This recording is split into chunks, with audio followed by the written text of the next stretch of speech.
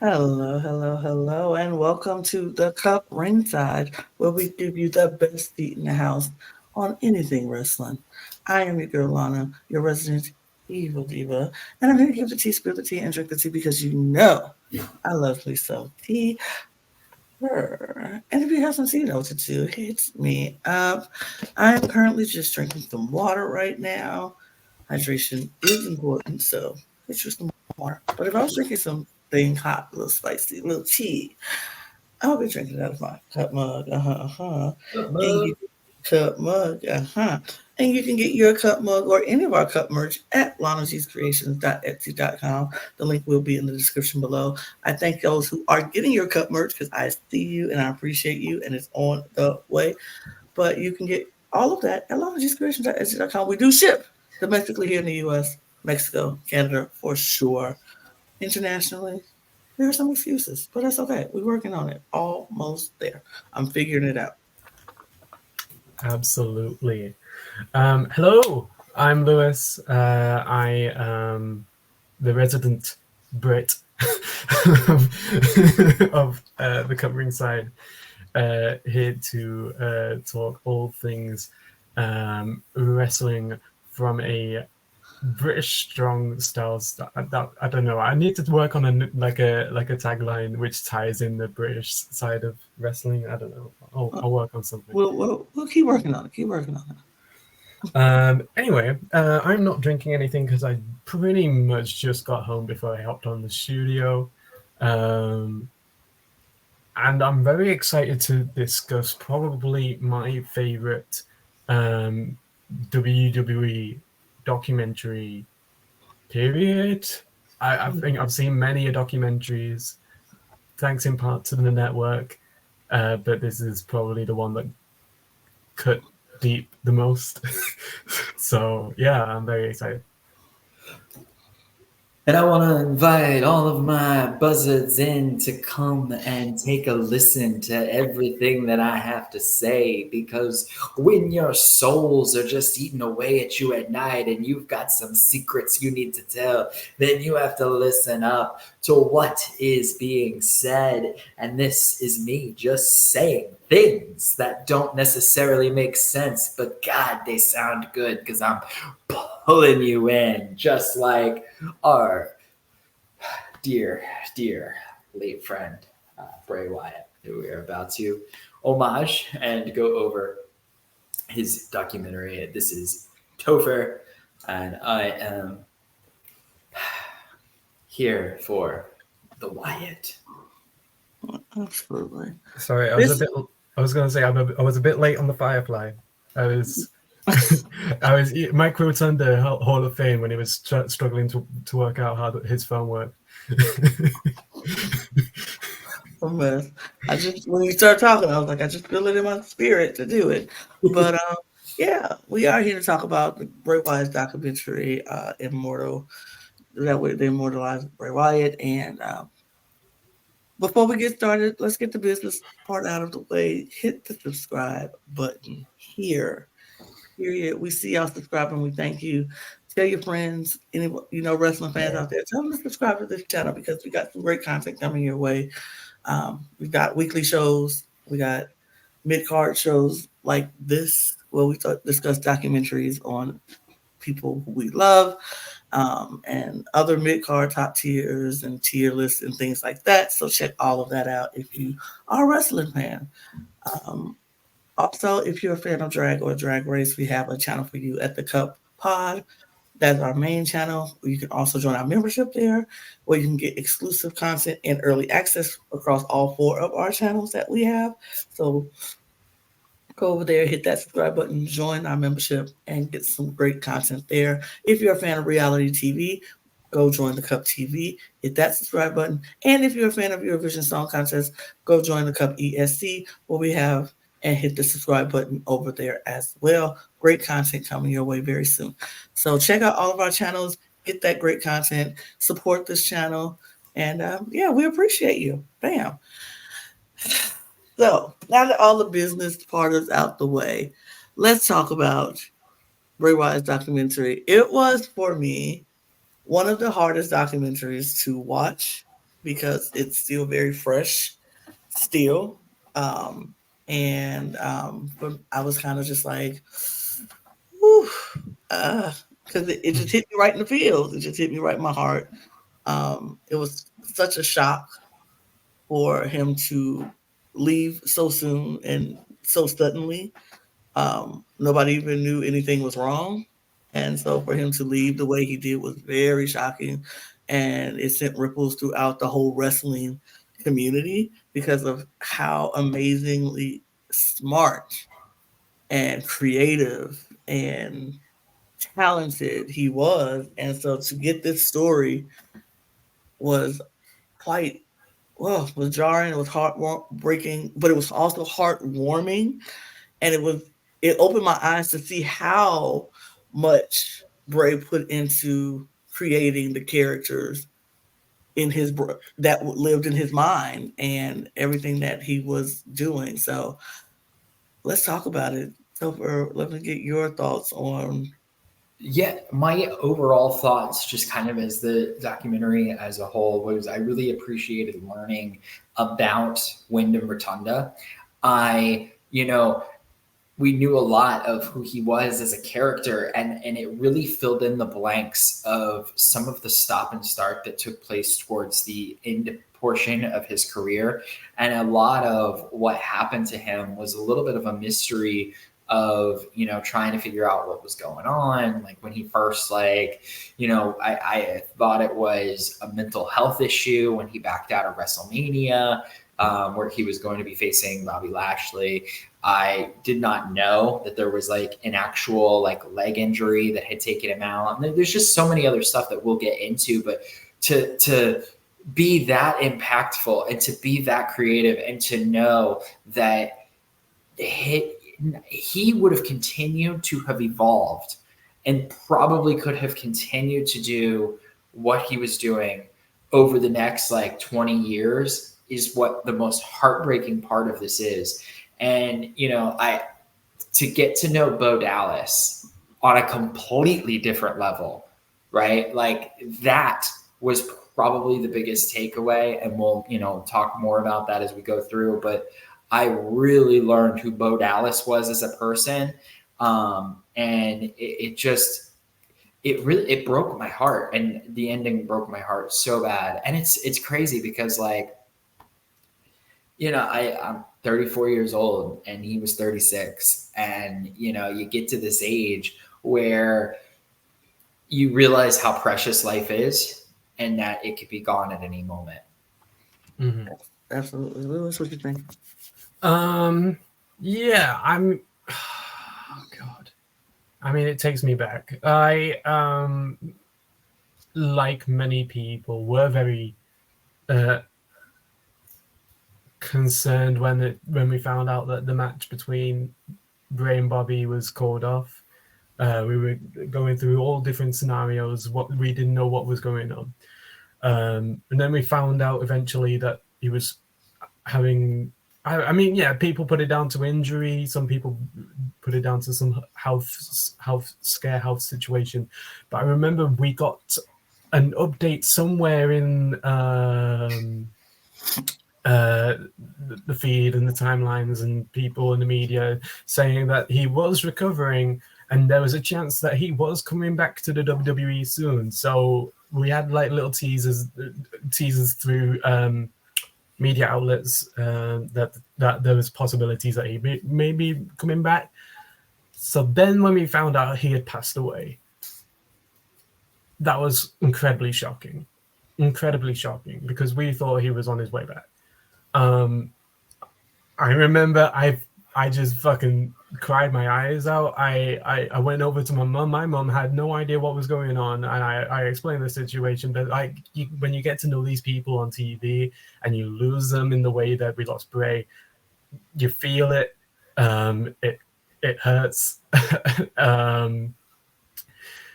And that was the same weekend I went to the AEW show at Wembley, the All In, and my friend who I went with was completely asleep when this news broke. So I had to tell him the next morning, and that was the most painful conversation I've had to have.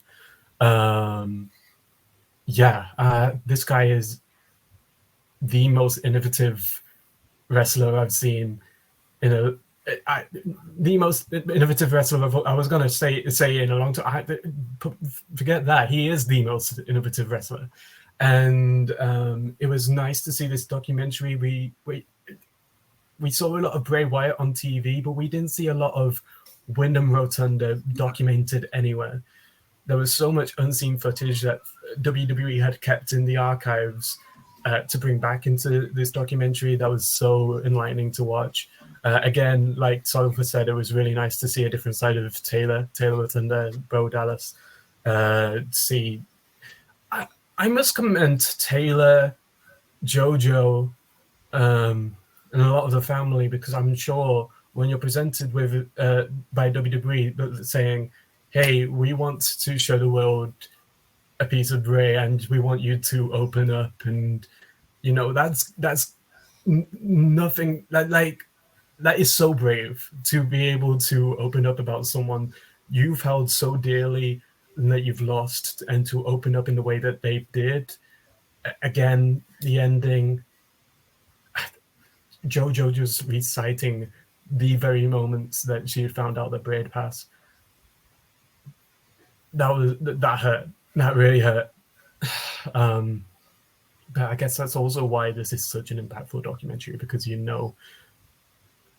like you felt the same way that many of the people in the family felt, and probably not in the same way, but you felt Bray's death, and it was nice to see a different side to Bray that we'd never seen before. Absolutely. So we start the documentary off with we just found out about the family. We found about how Bray is, well, Wyndham is named after his uncle, who was also his father's tag team partner, Mike Mm-hmm. Rotundo and Beer Wyndham, and Wyndham being his mom's maiden name because he married Mike Rotundo married Barry Wyndham's sister, and how she wasn't supposed to be into wrestlers, wasn't supposed to be around the wrestlers because that wasn't supposed to be. And then she married Mike 6 months later, which was I found was very sweet. Um, and we find out about how when Mike was, I mean, not when Mike, when Wyndham was born, and she was just such a happy little baby, happy child, in Brookville, Florida, and everybody knew who everybody was. It was a small town, as they said. We got interviews from Husky as Wyndham was playing Husky Harris, and Mm-hmm. so we got very, like you said, archive videos and interviews that would never seen before in this documentary. Which I do want to also just like applaud WWE for, like just like they keep all that stuff. Like they have archives of every superstar, no matter who they are, because they just never know when they're gonna have to pull it out of the archives and use it for videos, like or documentaries as such. And so I can imagine them just having to go into the archives of all of Bray Wyatt, Husky Harris, and pull out all the stuff. But we just see his life as a child, as going through high school, being a great athlete. Like I didn't even know he was that good of an athlete in high school. Played football, was amateur wrestling, uh, was good at it, like really good at All American and on wrestling and in football, and went to play football in at junior college in Valsesia, California, and then transferred to D1 to Troy, Alabama, which I know because it was not too far from where I am. So he went to Troy and played football there. It was just so lovely. It was just lovely to see this side of Wyndham Rotunda. We saw him how much of a he loved his family. His brother Taylor looked up to him like most little brothers do to their big brothers. He was the protector for his sister, and he just did stuff to show them that how much he loved them. And it was so nice to see how tight that family is and the love that they have for each other and have for each other. And I just enjoy. I love documentaries for that moment, for those moments to Mhm. hear people who we don't hear from. Like we would never hear from his sister. We would never hear from his mom. We probably could hear from Mike because he was in wrestling, so we could probably hear from him before we'll hear from anybody else. But we would never hear from his sister or his mom. So it was lovely to hear their thoughts and their commentary. Yeah, I think it was absolutely awesome to get to see how he grew up and to know that, like, this is the thing that, like, I truly understood about professional wrestlers is that those that make it are those that want it. It Yep. is a very daunting task to take this on. And they do a lot of tryouts nowadays with a lot of different athletes and things like that. Like I watched that the WWE Next Gen thing, and it's like you either want it or you don't want it, and you could tell who wants it and who doesn't want it, and you have to want it, because it is such a grueling event. And so he did the football thing, and then he left college because he knew he wanted to be a wrestler. He didn't even finish school. He went straight into wrestling. And then, you mentioned the Husky Harris of it all. Like, this is why you just say yes to the opportunity, right? Get your foot in the door, get your butt in the ring, show that you have some glimmer of something. Because if you do, then you never know what could come. Thank God he was Husky Harris. Absolutely. Just a little bit, Yeah, even if he hated it, and like you said, you have to want it, and you have to put your foot in the door, regardless of what it. It's so many wrestlers who are the top dudes or the top guys or the top girls now who came in with a gimmick that they hated. They didn't want to do it. It was the worst thing ever. But if they didn't do it, they wouldn't have even been seen. They wouldn't be the Undertaker. They wouldn't be the Cody Rhodes. They wouldn't be the Rocks. They wouldn't be these amazing people. They wouldn't be the Becky Lynch, Yeah. because like all of these people had to come in and do stupid gimmicks. Coming in, doing rain dances Right. and Right. Irish kilts. Right. Isaac She had- Hammond, DDS. Becky had a similar interview about this recently, so that's a fun example. Absolutely. Yeah, I mean, I loved this part of the document. For reference, I used to get these like DVDs of like the old when WWE used to do before they were a WWE superstar kind of videos, and we got to see behind the scenes of like different people's growing ups and where they came from. I remember a specific example being John Cena. We got to see a lot about like John Cena when he used to do the backyard stuff and the cardboard belts and all that stuff. So yeah, it was fun to see a bit about Bray's growing up and that balancing between the football life and the wanting to go and venture into wrestling, and Taylor having that background, but also being such a looking up to his brother in the way that he was. That's what made Taylor want to do wrestling, because he saw Bray do it the one time and said, "Yep, I'm doing that now." I again, it's like we said with the Husky Harris thing. Obviously, he didn't want to do that. Nobody would want to do that. Let's be real. But he knew that if he wanted to make it in the WWE, if he wanted to make it in wrestling, period, he's gonna take this role that he's been given, and he's gonna be the best damn version of that role he can be. Again, it didn't last that long, which I mean, I'm glad he did not need yeah, to be Husky Harris. exactly, and I feel like anyone could have seen that not lasting.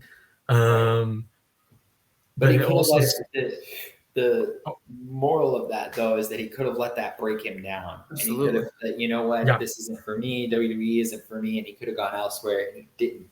He got demoted, got sent back to NXT, like the FCW. Yeah. Yes. And then they put a microphone in his hand.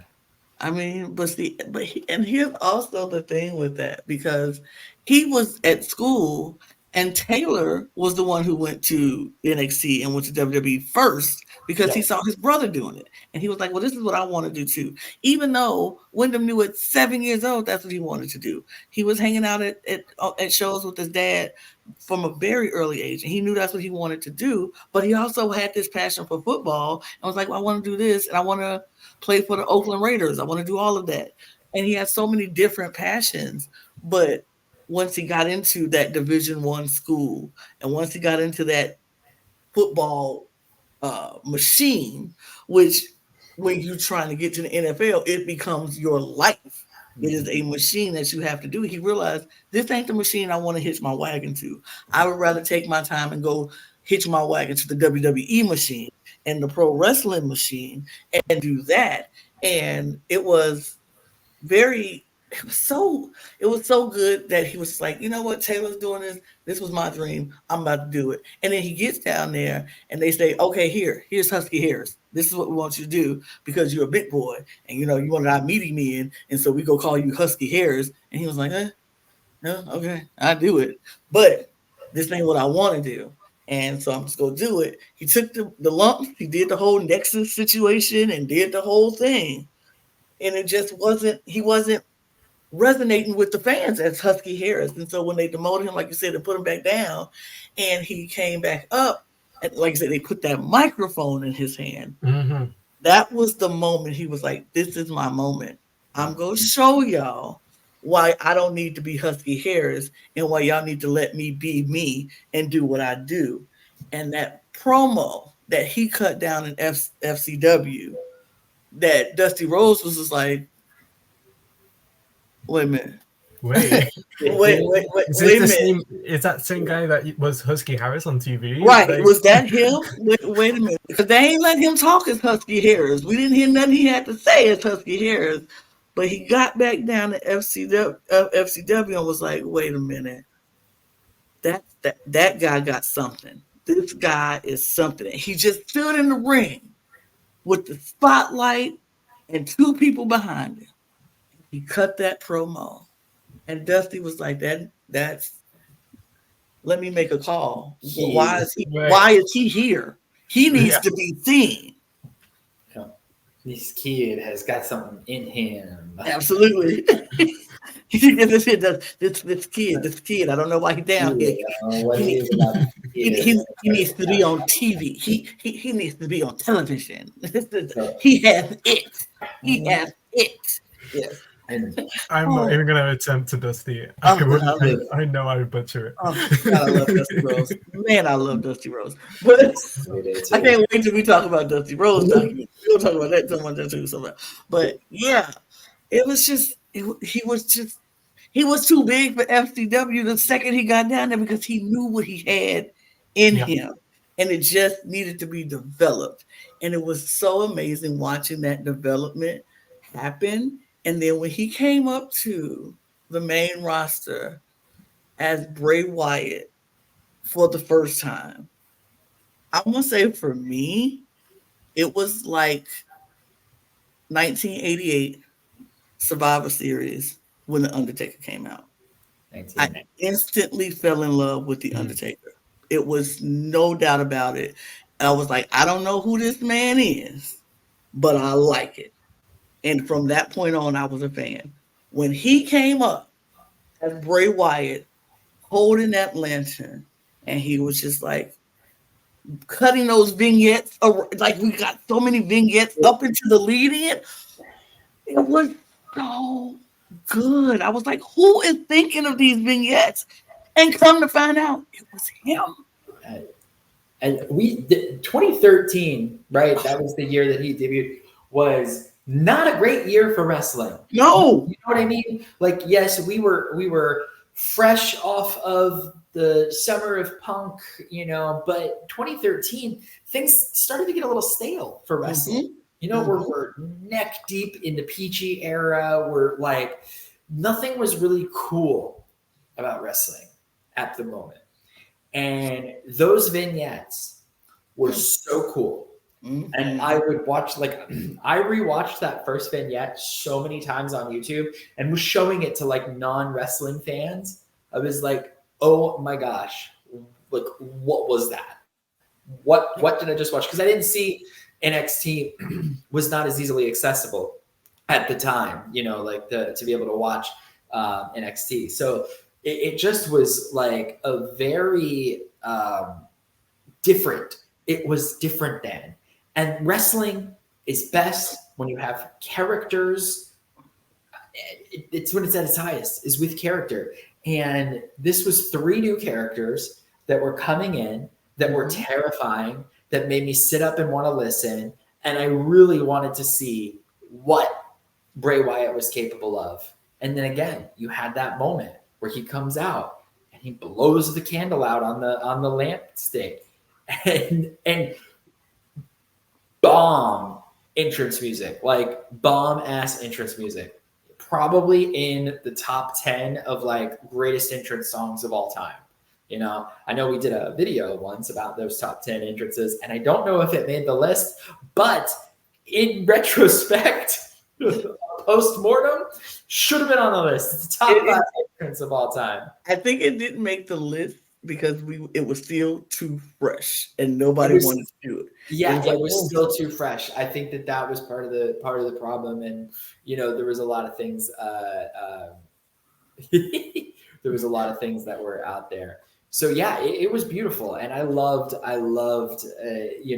it again. And again, he brought something cool, but he did get to that point to where like you're saying a lot of things, and we'll get there at the WrestleMania 30 match. But like, what are you saying? Right. We Yeah. Go ahead, Lewis.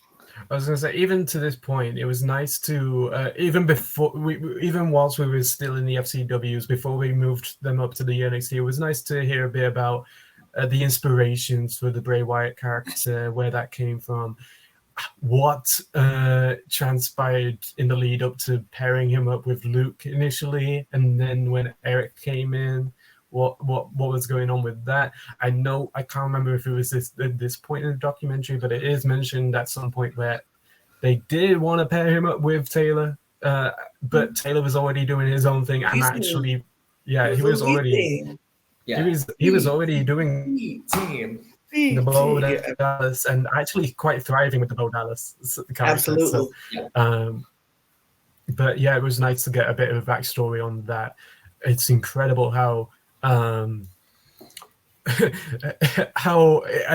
to the point where I wasn't maybe. Oh no! Well, Lewis is glitching, so we'll get him. But anyway, yeah, I think it was very interesting how, like you said, like Lewis was talking about, Bo Dallas was already very much into his own thing at the time because, like we said, Taylor came in first. Yep. And so he had started developing a little faster than the Bray Wyatt character. And so he had the B team going on, and he was Bo Dallas, and folks knew him, and he was doing really well as Bo Dallas. And so it was kind of cool to see that, how this backstory was happening and how he was like, because it's always been a dream of Bo and to actually work together and do something fun and do the thing. But as we know, that happened later in their career, which I was very happy that they got a chance to at least do something together. But then we see, like we say, the Bray Wyatt character came in at a time, like you said, where wrestling was stale. It was getting stale. It was very much PG, and it was very much, it's so predictable. It was very much like nothing too exciting was happening. But then here comes this character who comes out with the lantern and these 2 guys, one with the mask, one just weird dead eyes. And looking like the biggest hillbilly anybody's ever seen. Right, just the hugest. It was horrifying. It was like, who are you? What is this? And it was nice to see it happen. And so sorry about that. My laptop crashed. I saw nothing but black, and I was expecting fireflies to appear from everywhere. Like, I mean, when you talk about Bray um, Wyatt, that is what happened. So yeah, exactly. um, yeah, but I'm back. What was I saying? Yeah, I mean, Bo was thriving on his own, doing his character. So it was nice to see, like, backstory that they did want that to happen, but it didn't necessarily happen in the way that they wanted. yeah. But it was crazy. But as I said, seeing Bray Wyatt's character come in at a point where we were not getting a lot. Mm-hmm. It was so nice. It was so refreshing, but then it was also very like wild. Like, who is this? What is a Wyatt family? Why is this family so important? Who are they? And why are they here? And then it was just like they were doing the vignettes and then it were doing all the different things. And he showed up on TV and they were just like following him and like he was this cult leader. And I'm like, it's about? I had no idea. But I instantly appreciated the character and appreciated everything about it that I wanted to know what it was about. I wanted to know who he was. I was following him. And I don't even know why I was following him, but I was following him. I don't know if he had that same effect to y'all, but me, I was just like instantly drawn in. Well, and they put him into the element of, they didn't really discuss this in the documentary, but they put him into the element of the supernatural, right? Because his very first match was at SummerSlam against Kane in a Ring of Fire match. Right. If I remember correctly. So they right off the jump was like, that was to me where they're saying like, this is the next Undertaker. Yes. Right here, 2013. I know the Undertaker's still here, but this is the next Undertaker. And they would go on to like have some incredible matches. That 6-man tag against the Shield at Elimination Chamber is probably the best 6-man tag match in WWE history, bar none. Incredible for the time or ever, you know. And then this is where I had a problem with the documentary. Is that I really felt like we did a little bit of revisionist history with the whole WrestleMania 30 thing, because he did get an incredible opportunity against John Cena, and it was like, yes, we're putting him up on a pedestal against John Cena. But then we also had him lose to John Cena. And this entire year that we built Bray Wyatt up, that was when the bloom first started to fall off the rose. That was the first time that I think that it wasn't so much what Wyndham did, but it was WWE not knowing, and that the regime that was running WWE at the time, which they did a very good job of never acknowledging, did not know how to handle Bray Wyatt and did not know what they had, because after WrestleMania 30, I do feel like he got lost in the shuffle a little bit. Mm-hmm. It's interesting that you mentioned that they were pitching him almost to be like the new Undertaker, whilst Undertaker was there. Bray's first Mania 30, was the first time that we saw Taker lose at a Mania. So that could have created the sense of tying it. It could have tied it in. Granted, Bray did also lose, but we started to see the fall of the Taker character, and the Bray character was being elevated, being put on that same platform for the first time. So yes, I do agree. If they wanted to push Bray in the same way they did Taker, Bray should have took the win there. I'll be honest, I don't think Bray properly... the biggest win of his career in my eyes is probably the Chamber match, which I think he should have had a bigger win than that. And that's just my qualms with WWE, because I feel like Bray should have had a lot of success where he didn't during his time in the company. We'll get there. We'll get there. I mean, I would love to be like, yeah, he should win these matches, and those would have been the matches that help, you know, create his careers and something, those moments in his career that would have been nice. But I feel like everybody can't win him. Like we can't win them all. And the only thing I feel, and this might sound a little crazy, I don't think Bray Wyatt needed to win all those matches because his character was so good, and you want to make him look invincible. You want to make him look supernatural. Yeah, you want to make him look like the Undertaker, and have those, just he just has this indescribable winning streaks and things like that. But even in his losses, Bray Wyatt was always winning. Like people amongst the fans, people loved Bray Wyatt even when he lost, even when he wasn't out there dominating. It was the build up. Bray Wyatt knew how to build a match up. And that was something that a lot of people know how to do. Even today, they don't know how to build up a match where people actually believe this is, this is what's happening.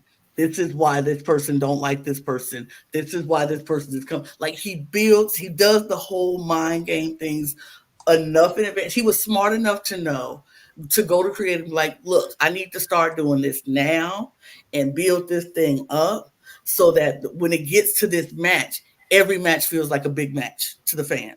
Well, and that was one of the things that I felt like was very genius on Bray Wyatt's, like what he could do. Because like even when I went to WrestleMania, I think it was WrestleMania 30. It was 30. Mm-hmm. I went to WrestleMania 30.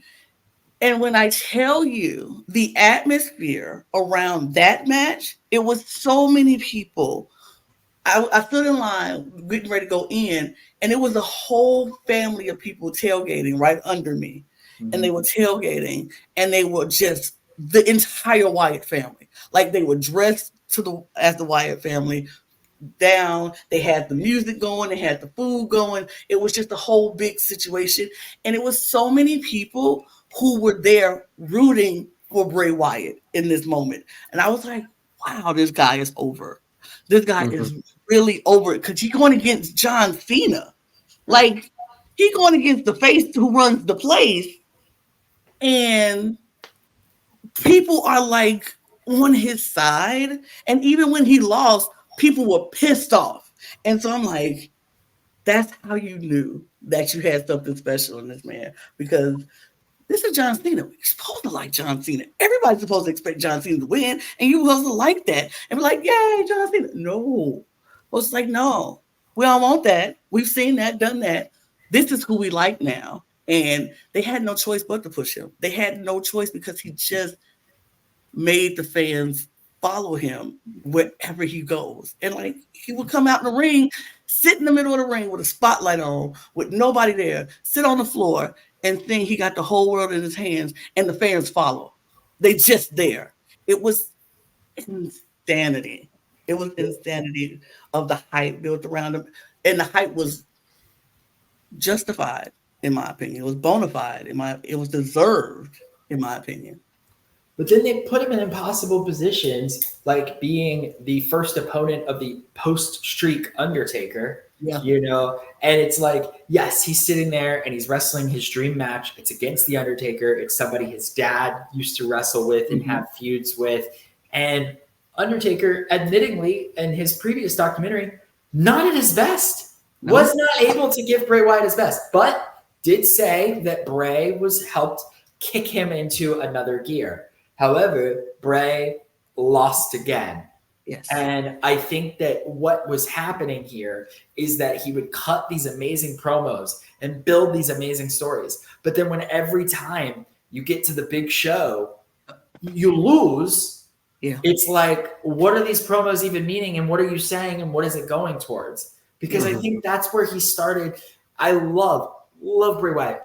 Immediately from the moment I saw him, became one of my favorite wrestlers, top wrestler right there, Bray Wyatt, anything and everything. But I truly felt like he was not getting the just desserts that he deserved. and he ended up in obscurity. I don't even think he had a match at WrestleMania 32. I don't think so. And then he becomes no, he did have a thing at WrestleMania 32. That was the Dallas, right? Where he was out there. He was a one. What? It was like that 1 minute. Yeah, it was like that 30-second match that Rowan and a Rowan microphone off with The Rock, where Roman beats The Rock and Rock beats Rowan in 4 seconds, and it's like, what, it's a huge position because you're going toe to toe with The Rock, but at the same time, you ain't doing nothing, Mm-hmm. And then we get to 34, and he's now teaming with Matt Hardy.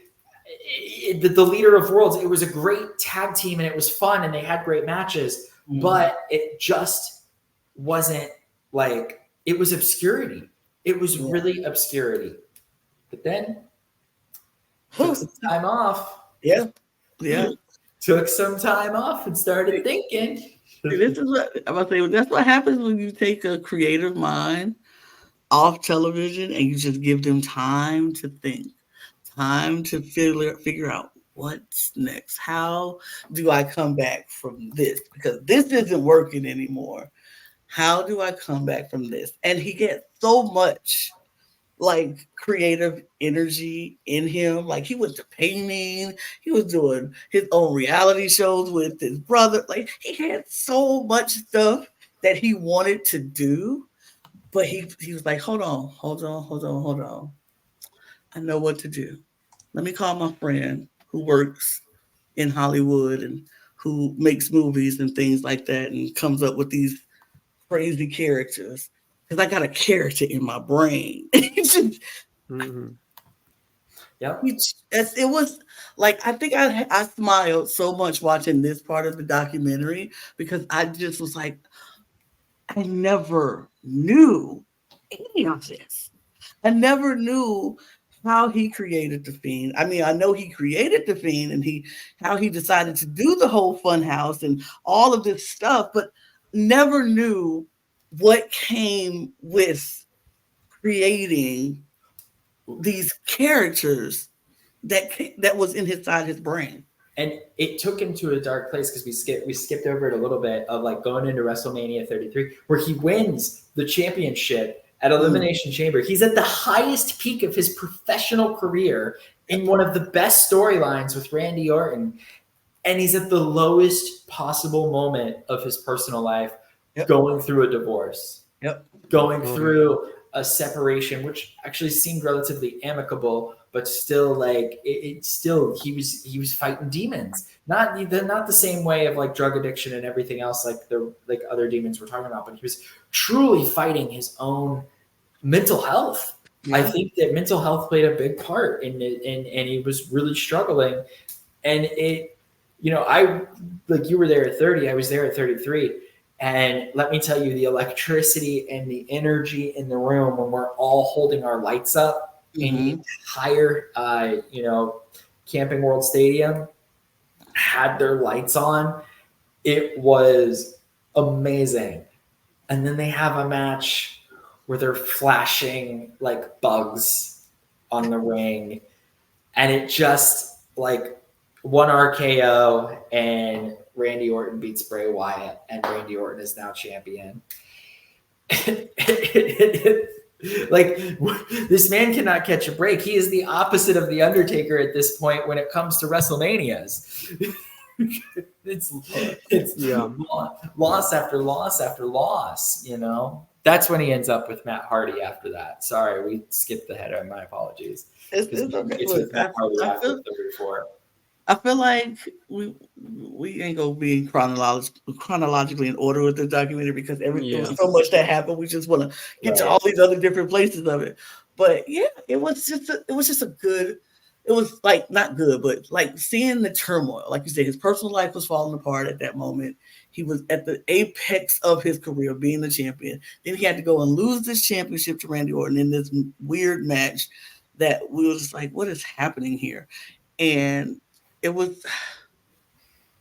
felt for him. I was like, wow, And that's another thing. We don't know what these wrestlers and these superstars are going through in their own life. All we know is when they're out there for the few minutes that they're out there to entertain us, and we just like, yeah, it's fine. We love them, but they got lives happening on the whole other side of like we don't know, and so give them some grace when they're not doing exactly what you want them to do. Like show up some grace, but we get that match happening.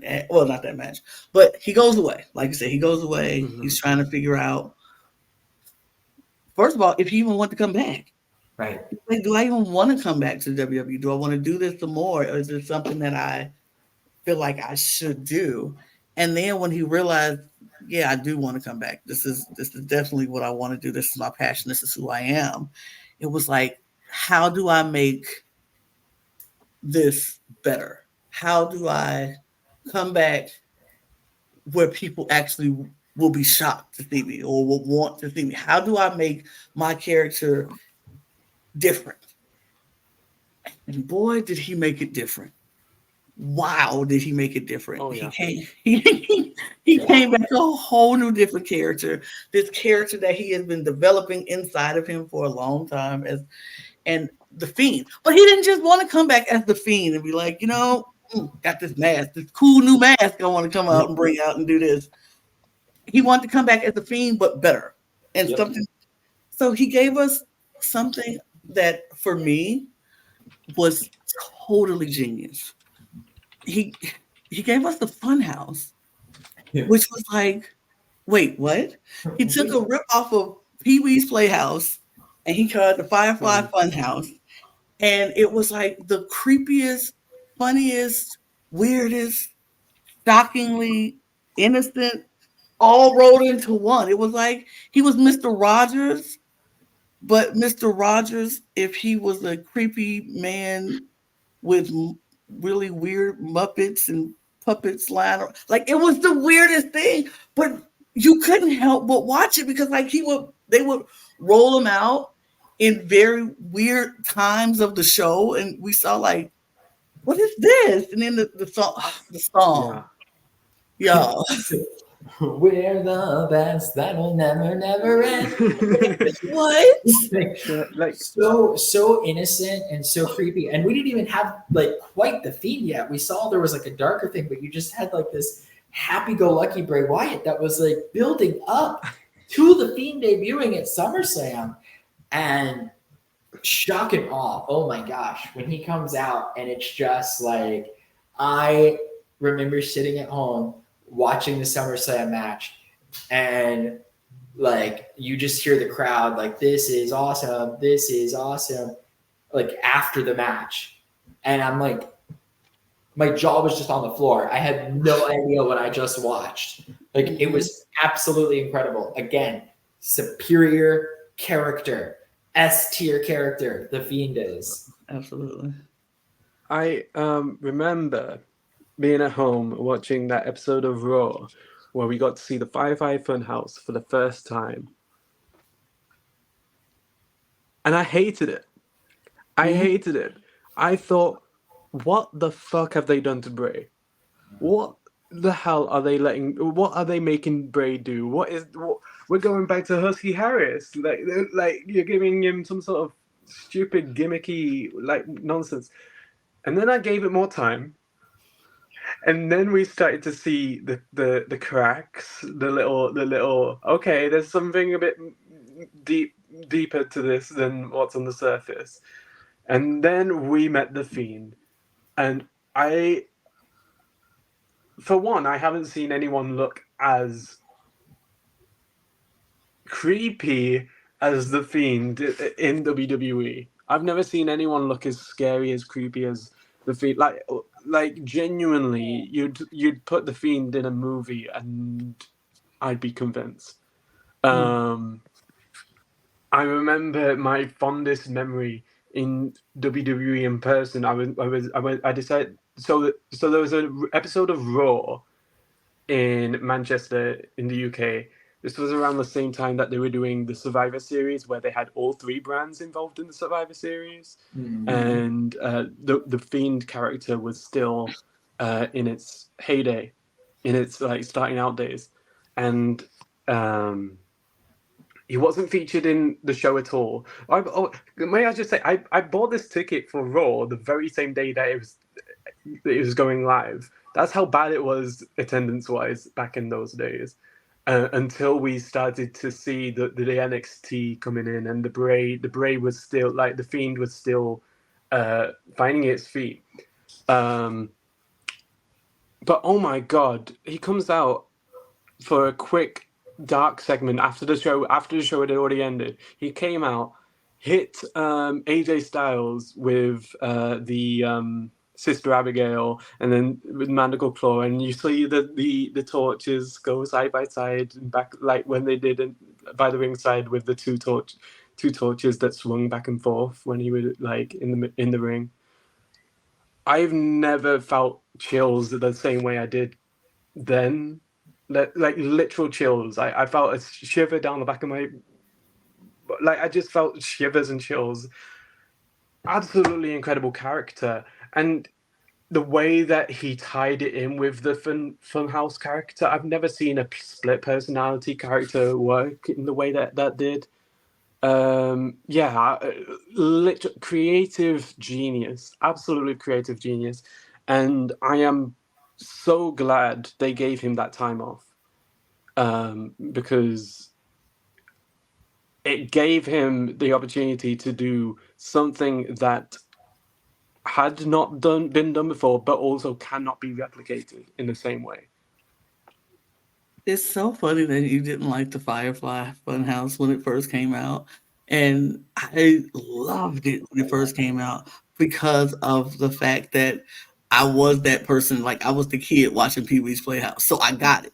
It made sense to me when I was like, oh, this is like Pee Wee's Playhouse, but in a creepier kind of way. And I wasn't mad at it because I'm like, it's more for the adult side of me because I watched Pee Wee's Playhouse as a kid, and it was like, yay, Pee Wee's Playhouse. Now I'm looking at the Firefly Funhouse in my adult eyes, like, oh, is this what Pee Wee was supposed to be? Like, was it creepy like this?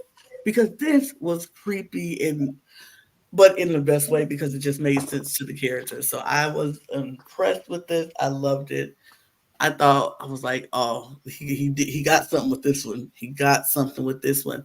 And it just continued to grow and grow into like bringing in Alexa Bliss, the character for him, which was something else that added to this whole creepiness of it all, which I love because I felt like the women division never got pulled into stories like this. And so it was nice to see one of the top women at the time get pulled into a story like this when she was floundering because she had lost her championship and they really didn't know what to do with her because she was, and then it was just like, oh, now we got this twisted bliss. She already was twisted bliss, but now we get this even twistier bliss. I don't even know what to call that, but and I love that she got the proud to be and like everybody who was like, it was so nice to see the different wrestlers. Like every time the Firefly Funhouse came on, everybody watched the monitors. You wanted to see what he was doing. You wanted to see what was about to happen because you just never knew how creative he was and how amazing he was. And so everybody wanted to watch it. But in that same vein, the creativeness in him was so big that it was so hard for people to work with him because he knew what he wanted. He was such a perfectionist. He was like, nope, this ain't gonna work. Nope, this ain't gonna work. I want it like this. We got to do it like this, or we got to do it again. And folks were like, we don't got time to do this again. You can't just change the script in the middle of the shoot and say, let's fix this and let's do this. Now we got to go buy more supplies to make this. So he became a little bit more harder to deal with, but he was a genius. And that's what a lot of people are like. I don't know if y'all have met geniuses in your life. I done met some geniuses in my life, but if you met some geniuses in your life, you like, this creative mind is great, but man, I can't work with this because they got too many ideas flowing and it's a lot. And they like this peaked, with the, one of the bright sides of the pandemic was the Firefly Funhouse match with John Cena, where it wasn't something that took place in the ring. You know, it was able to build a story and tell a story as if it was a movie. Because Triple H said, he's like, you know, he would have all these great ideas, but then it's like, how does that translate to the ring? We still have to put a match on in the ring. So we've got to get to the ring, you know, and it was, you know, what it was. And then, you know, to finally end up in like the pandemic was the best and worst thing that happened, because you had that moment with the Firefly Funhouse match, but then I think they went a little bit too far with the House of Horrors, not the House of Horrors, which was the thing, but the Monster Swamp thing at Extreme Rules against Braun Strowman. That did not go over as well as the Firefly Funhouse match, and the Inferno match with Randy Orton, where it was like, you know, again, you know, like, all right, now we've burnt up the Fiend, and now we have a burnt Fiend sitting here. What do you do with that? You know, like, you can't, you go too far, and then there's no way to reel it back in, you know? Yeah, it was a lot that they were dealing with. Like you said, the pandemic was the best and the worst, because we got some really good moments out of the pandemic. As far as WWE matches, they had a chance to explore their more cinematic side and do more things that we would never do. Like, we had a whole Money in the Bank in the WWE headquarters because there was no fans. So we figured that out, and that was interesting. And then we had the Boneyard match with Undertaker and AJ Styles at one point, and it was like, that was interesting. But I felt like all the ideas, like after the Firefly Funhouse, they didn't add up to that match, because that match was just so creative and so good, and so many different aspects of the Bray Wyatt character. It like developed the whole Bray Wyatt character and the John Cena character all in one, and just added new stuff. It was fun to watch. That was just a fun match. But everything else that they tried to do with this character after that didn't really add up to what we wanted to see. And I think, like you said, all the creativeness didn't translate into the ring, into a match. And so it was like, well, what do you do? But then during that pandemic, we also end up losing Bray Wyatt because he got sick. So we heard, like, this is. Well, they put him in the match against Randy Orton at WrestleMania, and then shockingly, he loses in 5 minutes. You know, it's due to Alexa Bliss interfering. I don't think any of us wanted to see it, nor did we want to see the Fiend lose again after he just like came back. And this is the first time we're in front of a live audience, and he's losing again at WrestleMania.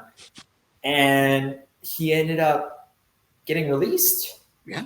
They cut him loose. He was on the shelf. I don't remember if he was injured or what. Like, he was on the shelf, and they just released him. And I remember being so baffled that, like, you're gonna get rid of your biggest character? What do you mean you've got nothing for? How could Bray Wyatt be getting released right now? Like, I was devastated. Absolutely devastated. Yeah, completely the same. I will say on the Alexa Bliss, I did not enjoy the fact that it ended up with another Bray loss at Mania. Yeah. I will say the way that they did it was very creative. I hadn't seen that before. The way that they had Alexa turn on Bray, I hadn't seen it done in that fashion before. So I did enjoy. Sorry, I don't know that. I did not say Alexa as in. Anyway,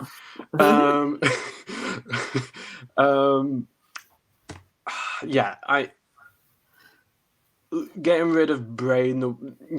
Releasing Bray was a huge. Like, I was gonna say downfall. Like, it makes no sense. Right. It makes no sense. How can you have nothing for the most creative man in your? I'd say the most creative man in the talent roster at that point. Just ask Bray what to do next, and he'll come up with something. In the way that he came up with the Fiend, which was the biggest character to come out of the WWE around that era, around that time. I don't know. They let Bo Dallas go at that time too. Am I correct? If I'm not mistaken, I that they had believe released him around that same time, and so it was kind of like, what are we doing? We just releasing everybody. It was that moment in time when they just did a big release of a lot of people, Big release. and we were like, what is happening? Like, why are we releasing so many people? And I get it because the pandemic was happening, and a lot of people were like, This not. is post-pandemic. We're now We're- in front of live audiences. We're starting a live audience back again. And so it's like, why are we doing that? Yeah, it was weird. Wasn't it? Okay, so it was after Mania, but before because I remember it was like before the SmackDown where they actually properly. They were still doing the. Yeah, Bray's last match was that WrestleMania match. Yeah, and that was so they were still doing Thunderdome after that for a bit. They did Thunderdome for till that summer. Yeah. But yeah, so you got to see Bray and Bo doing the cryptid thing, but again, like their passion was wrestling. And then, thank God, WWE is now under a new regime. Bray gets a call, and the most heartbreaking part of this documentary for me was when they showed everything leading up to the Extreme Rules and the return of Extreme Rules. Because as a wrestling fan, I don't know if I have ever been so excited in my life as a fan in this era of my life. And to know that I'll never get that moment of Bray Wyatt's returning ever again. Like that aha moment of like, oh my God, it's him. It's like my favorite wrestler is like back and here and happening, and there's so much potential, and I don't know how else to describe it. Like when I relived that moment of knowing how excited I was at that time for the return of Bray Wyatt at Extreme Rules, and for him to come out and for us to realize that it was him, and to now know it just I was heartbroken. I was excited in the moment, but watching the documentary, I was heartbroken. Absolutely. Well, I don't want to skip over the fact, because I want to go back to the fact that we talked about his downside, the down part of his life, of his personal life. In between this moment is when he got involved with JoJo.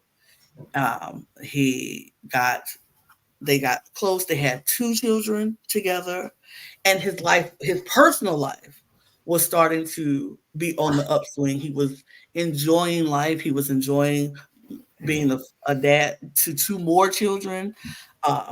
He was enjoying his life with JoJo. They were planning to get married. It was just a beautiful moment. He was happy. He was painting. He was doing things that gave him a creative outlet in a very positive way. And so when he got the call to come back to WWE, he was ready for it. It was a moment where in his life where he was like, I can do this. My headspace is right. I'm happy in my life. Everything is going, the way I need it to go. I'm ready to do this. And yeah, watching him do that lead up into Extreme Rules, it was amazing. It was so good to see how much time and dedication he put into this return, but how happy he was when he was going to return. And it was a complete 180 from when he left during his divorce and after 30 in Mania, and how down and depressed and low he was.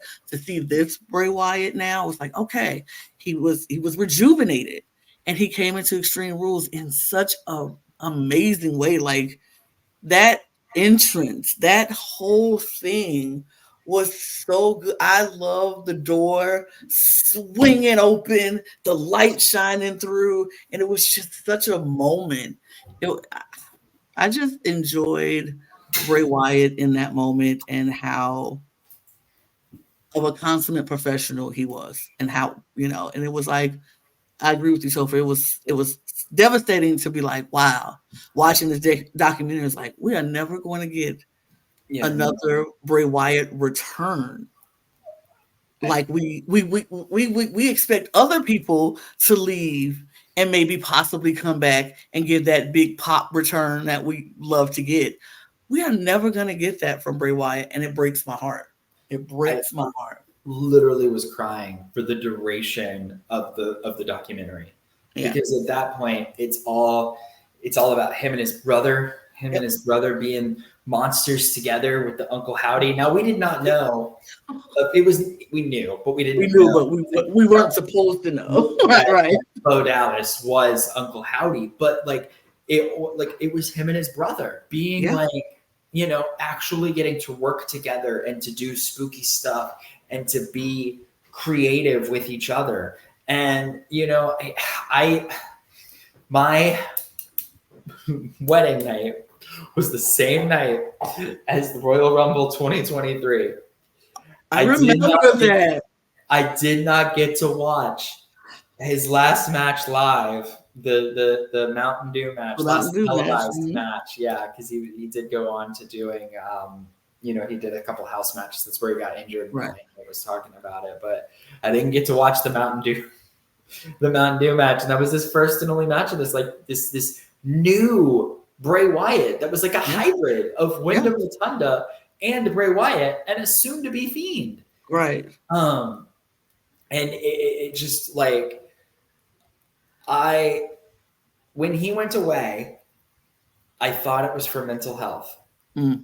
I thought that he's some sort of mental health issue because they were really tight-lipped. You didn't hear about him having an injury or it was something to do with sickness and something to do with mental health and then something to do with COVID, all of these different rumors, but he was just gone. He's just gone. But that promo that he cut when he came back, it was such a new Bray Wyatt. It was more Wyndham Rotunda than it was Bray Wyatt. I think that was what it was. He was showing us who Wyndham was. He was so happy to be back. He was so ready to move forward in the company and do what he does. He was so ready to roll out these new characters, to show that, like I said, the hybrid of Wyndham and Bray and the Fiend. He was ready to roll that out, and he was thanking the fans. It was in some part of me felt like he knew. In some part of me felt like he knew he wasn't going to be here that long, because when does the Fiend ever need to do this? When does Bray Wyatt ever need to do this? The characters themselves never actually need to do that.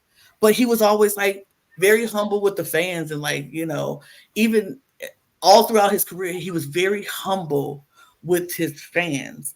And we saw that even in the documentary when they would show people at meet and greets, and it would just be bawling and sobbing, meeting him. And he's like, "It's okay, man.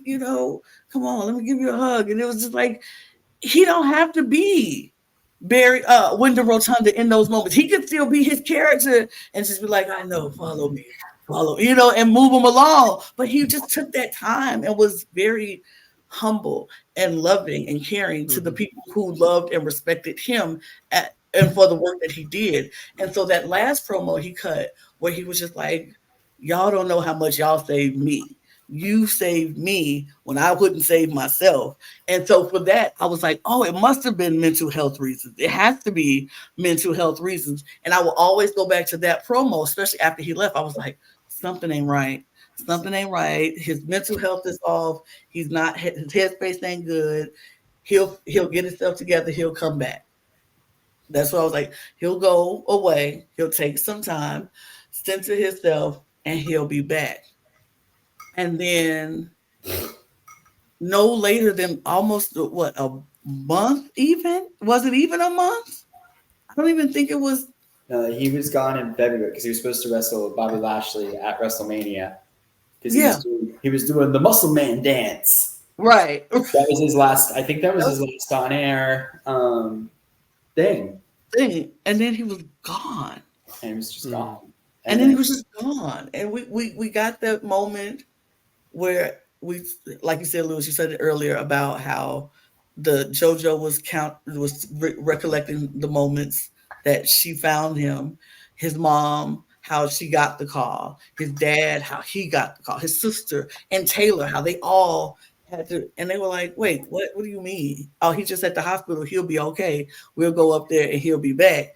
And it was like the moments of JoJo was like panicking, where Taylor was like, I gotta be strong because I know my brother, he'll be back. It was such a different contrast, but then to realize that he wasn't coming back and the grief that just buried them, like just came down on this family, because not only did they lose somebody they cared about, but they lost the person who was like the glue to the knit of this family. Like he was the protector of Taylor and of his sister, and so, and then he had JoJo, and he had his kids, and he had his ex-wife, who they were still friends. Like I said, it was a very amicable divorce from his ex-wife. They were still friends, and he still respected her as the mother of his children. And so he still had the weight of all of that just pouring down on them was like heartbreaking. So did we get like a time? Because I feel like it was mentioned today. It wasn't long after he actually got dismissed from the hospital. Because he got dismissed. Yeah. So we got dismissed from the hospital. His immediate thought is to go straight to his children. Yeah. He was just hugging his children. His ex-wife called him that morning and said, "Hey, do you want to pick the kids up?" You want to pick them up? Yeah. So he picked him up from school. Yeah. He had been just given a heart chest thing, like a thing to wear while he sleeps.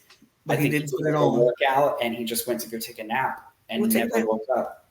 And that, because it was like a chest compressor. It was like if it had a heart attack in his sleep or something, that would compress his chest, and that would be supposed to bring him back. But he didn't put it on. He just went to sleep because he was like, I'm just taking a nap. I'm going to work out, and I'm going to be up in a couple hours to go pick up the kids. Well, he did get the kids. The kids were over. He went up and took a nap while the kids were at the house. Yeah.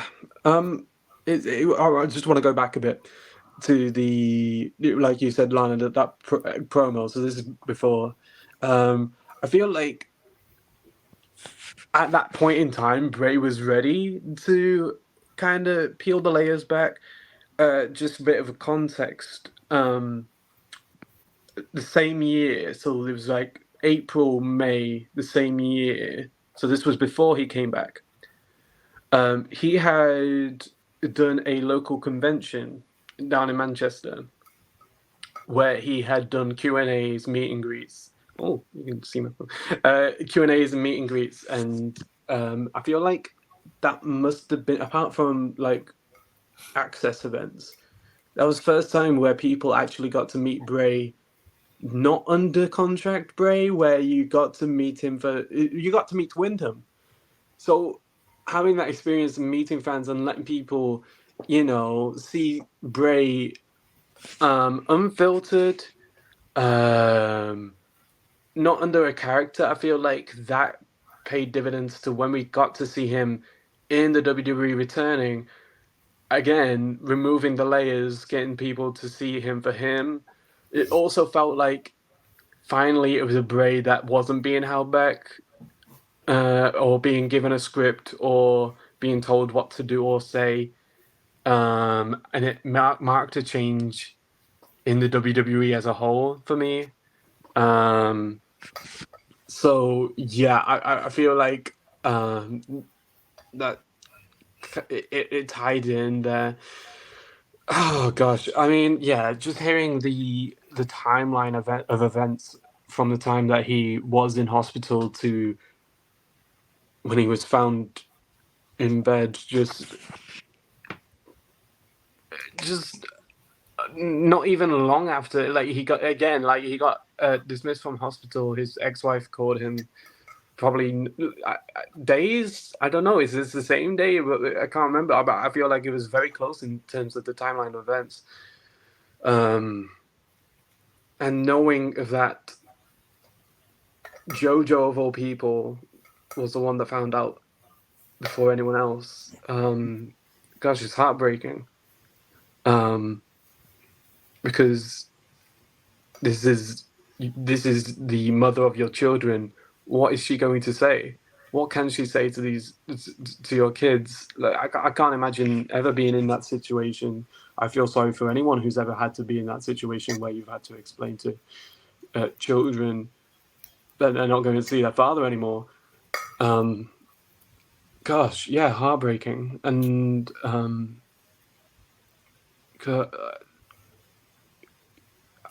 can't imagine the amount of pain that Jojo was in at that point. Yeah, it was definitely a hard moment, and then after everybody, once it happened and the word spread that he was gone, like it went. I know for me and watching my timeline and watching social media all over, and that day it was just like it was a hard day, and it you would think like Bray Wyatt was somebody who everybody knew, like who was in their personal families. The way people were taking this loss, it was gut wrenching, it was heartbreaking, it was so sad. I know I cried several times throughout the day just thinking about this person had a life. This wasn't just a character on TV. He had children. He was about to get married. He was about to, he was about to live his life again. And it was the thing that I think that people don't understand about what is different of wrestling and wrestlers as that, like, and wrestling fans, is that we have such a connection, right? We have such an energy that is shared between them and us. We are invested in their stories. We are invested in them as characters. We're invested in whether or not they succeed. We have so much investment in these larger than life characters that it is truly like losing a piece of our soul when one of them goes. When you have a regular like actor that passes away, yes, they're going to be missed. They're going to be sad, but the elements that make them up don't like disappear, right? Because we don't really, like for Heath Ledger, for example, we don't feel like we know Heath Ledger. We just know Heath Ledger's body of work. Right. But when it comes to wrestlers, when they die, we feel like we're losing a friend. We're losing somebody that we know dearly and has been an integral part of our lives day in and day out, and like part of our fandom and our emotional experiences. And the solace that I get for Bray Wyatt is that the last time this had happened, that I can remember experience this level of tragedy on a wrestling front was with Eddie Guerrero. Yes. And Eddie Guerrero has now lived forever as the same Eddie Guerrero. Yep. Legacy never tarnished, never growing old, always just right there in memory and looked upon so favorably that I do believe the same will take place for Bray Wyatt. And so Bray Wyatt will forever be a legend, and he will always exist just as much today as he did yesterday. And it's absolutely beautiful to think about it like that. Devastating, but beautiful. And little asterisk, kudos to, and I feel it's weird calling him this, but we're allowed to now, kudos to Mark Calloway for his narrating of the documentary. It was incredible. He did a fantastic job. You should listen to his podcast. Any chance? Absolutely. I just thought that, and it goes to show how much WWE invested in him. And I'm sure I'm not the only one. I just thought that Bray, Wyndham, whatever you want to call him, I just thought he was invincible. Like, when I found out he passed, I was like, but how? Why? Right, like we forget that. How can he? There's no like I thought he was larger than life in that way. That when I found out he passed, I was confused. I was incredibly confused. I had a lot of emotions going through my head, but confusion was a big part of that, because I couldn't understand losing someone like that. And I remember what it was now. I remember we thought he was coming back because there was some sort of video footage of him interacting with a fan that had found him outside, and he signed, and he got asked the question how he was doing, and he was like, he's keeping well. So we thought he was on the mend, and he was on, just tragic turn of events. And again, credit to Mark Calloway, like you said. I really appreciated getting to hear the side of Bray's designer throughout this documentary. I mean, we got to see friend and designer, absolutely. It was nice to get that side of the conversation that we hadn't had before. And it was nice to see a bit of the archived, not only the footage, but materials that he'd kept from Bray's career, things that different projects that he'd worked on, and the way they tied up this documentary as well with a bit of what was to come. Well, I do want to talk about, we'll get there, because I want to talk about that we got to see the funeral service of Bray Wyatt and how amazing Taylor was in this moment, and gave one of a really great eulogy for his brother. And it was such a touching moment, because it was just like, that has to be the hardest thing. And coming from somebody who has lost someone that close to you, that is the hardest moment of your life, to stand in front of people and tell people how amazing this person is, and trying to get people to understand the how amazing, like how incredible, and like stuff that they would never even know. And to see so many of his co-workers, the WWE came out, Triple H was like, the people who you would be like, these are the big wigs, they were there, because that's how important that Bray Wyatt and Wyndham Rotundo was to this company, and to the folks, and to the fans.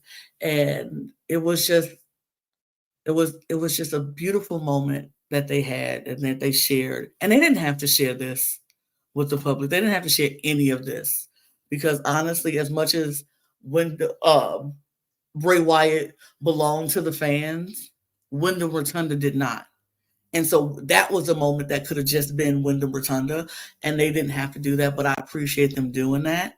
And it was just such a beautiful moment. And it was in the most brayest way possible. Like, they had smoke coming out and lights, and it was just very theatrical, very Bray.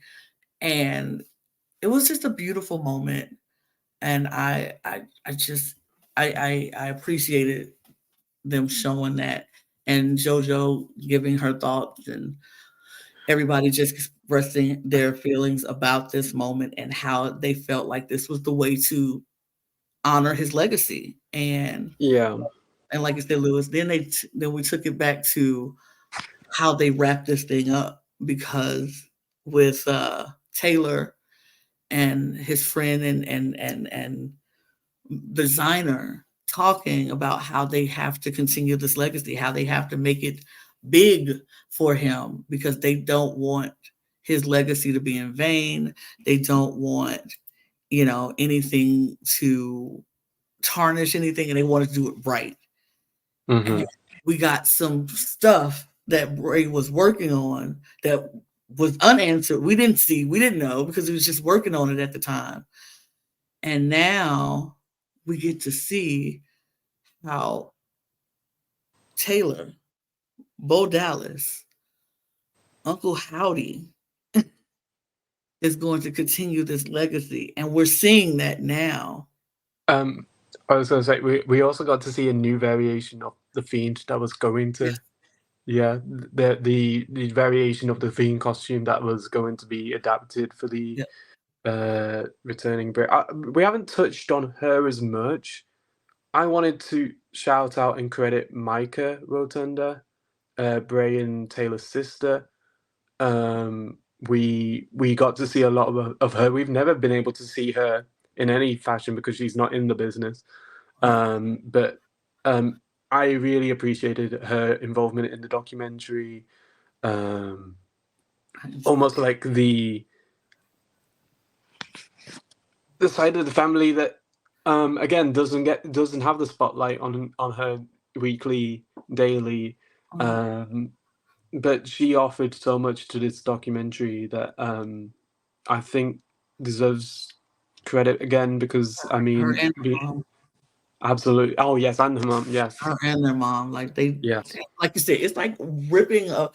What WWE asked of them was to take the Band-Aid that they would just placed over their heart and rip it open for us, and they did that willingly. As hard as it probably was to do that, they did it, and they did it in such an amazing way and very profound way and very respectable way that I can't do anything but give them the love that they deserve, because they did that. It was beautiful.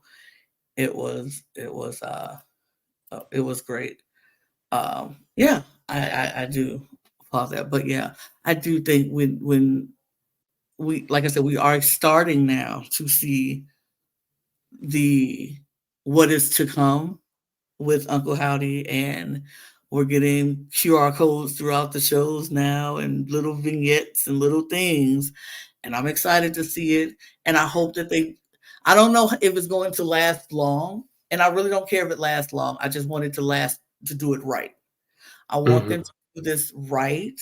So it honors Bray Wyatt, but it also gives Taylor what he deserves out of this. You know what I mean? Because he can't live in Bray Wyatt's shadow for the rest of his life. He can't. Agreed. But I want him to do this to honor Bray. But then when he starts to become his own, let him do that. Let him grow. Let him be Taylor. You say in whatever fashion he wants to be. Yeah, I was going to say, I wouldn't be surprised if Taylor wanted to roll with this till the end of his career. Because, as we've seen throughout this documentary, Wyndham was his best fucking friend. Like, that was the person he idolized the most out of anyone in his life. So, again, yes, absolutely, he should do what he wants to do. I wouldn't be surprised if he wanted to don this character for the rest of his career. In respect that he wants to show that was his idol, that was the person he looked up to the most. So I mean, again, that's why I find it so poetic that we're seeing that he is going to have this character when he comes back, because it ties in with the elements of what we've seen in the documentary about him looking up to Bray. I mean, if he wants to have it his own career, let him have it. But if he wants to take a minute to do this and then break away from it at some point, let him do that. Because I still think that's a part of grief. Yep. And it has to happen, and let him do that. And if it makes him a star, then yes, it's all worth it. And at the end of the day, that's what it's about. So absolutely. It's exciting. I'm curious to see where they're going to go. Overall, this was phenomenal documentary, probably one of WWE's best documentaries that they've put out. Although they have been quite a roll. The Cody Rhodes documentary was very good. The Ric Flair documentary was very good. All of the A&E biographies that they have done are very good, although those aren't done specifically by WWE people. But it's just, I love this new glimpse into we can now appreciate, this is why wrestling I think is cool again, because we can appreciate it as the art form that it is, right? And that's what I think, I'm getting less of, oh, isn't that fake? Yes, we all know it's not like it is a scripted television show, just like any other show. Yep. And I think people are starting to catch on to that, and I think people can appreciate the art of it a lot more. And these documentaries, I do think, are helping, because I think people are watching these documentaries that are not necessarily wrestling fans. Yeah, absolutely. But that overall, I think this. Leslie, what's your overall thought? Let's do that, and then we'll wrap this up. I really appreciate getting to see a side of Bray, a side of Wyndham, the Rotunda family as a whole, but also Wyndham that we haven't seen before. Gosh. Again, that night in Manchester where I got to see The Fiend when he was just starting to become The Fiend. I cherish that, even though it was literally 2 minutes. That 2 minutes meant so much to me. Gosh, I adore Wyndham. He's done so much for the business. I think when you're looking for a character and wanting to find some creativity, he has set a benchmark. He has set a bar that so many people are going to fail to hit. If you manage to hit that bar, I applaud you because that's going to be very hard to achieve. Gosh, yeah, he's done so much for the business. I am thankful that we got Wyndham. I'm thankful that we have Taylor still, who's going to carry that torch into the next generation, into the next era. Yeah. Overall, this was one of my favorite documentaries. I just can't get over how great it was and how well put together it was and how open everybody was. So I appreciate everybody involved in this. It was great hearing Mark Calloway narrate the story. It was great to see the admiration from all of the other WWE superstars who gave their input on the life of Bray Wyatt and then his family giving their input on the life of Wyndham Rotunda. So I appreciate it. I love the documentary, and yeah, it was one of my favorites. But overall, I think that's it. I think we talked about this documentary as much as we can, and we plan on doing more documentary discussions and talking about it, more of them as they come out, or some that has already been out that we hadn't talked about or we want to talk about. So if you have a documentary that you want us to talk about, put that in the comments below. We would appreciate that, and we will try to do all of the things that you would like for us to do. And while you're here, if you stuck around all this time, we appreciate you, number one. And number two, hit the subscribe button on your way out. Subscribe to this channel. Subscribe to our other channels, the Cup Pod, the Cup TV, the Cup ESC. All of those channels are available for you to go subscribe to. Join our membership channel at the Cup Pod to get exclusive and early access to all 4 channels and all 4, things. Follow all of our socials at the Cup Pod on Twitter, Instagram, and TikTok. You can follow us as well. If you see it, get your cup merch, do all of the things. And on our way out, we're just going to continue to pay tribute and honor to Wyndham Rotunda. He's got the whole world in his hands.